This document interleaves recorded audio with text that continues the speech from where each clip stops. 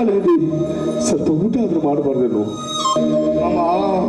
ಹೆಂಗ್ ಊಟ ಮಾಡ್ಲ ಮಾಮ? ನಾನು ಸಂಗೀತ ಸಾಧ್ಯ ಊಟ ಮಾಡ್ಲಾ ಮಾಮ? ಜೇರಿಗೆ ಅಂತ ಊಟ ಮಾಡ್ಲ ಮಾಮ? ಹೆಂಗಾರ ಊಟ ಮಾಡ್ಲಿ ಹೇಳ ಮಾಮ ನೀನ? ಹೌದಾ?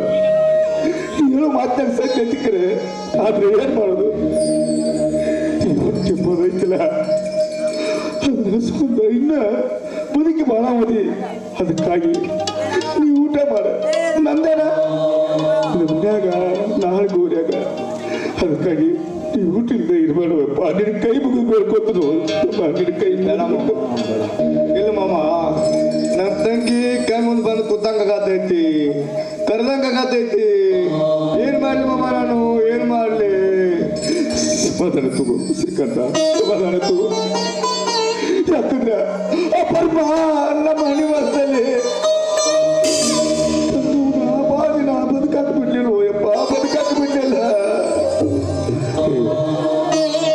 ಶ್ರೀಕಂಠ, ನೀನು ಊಟ ಮಾಡು.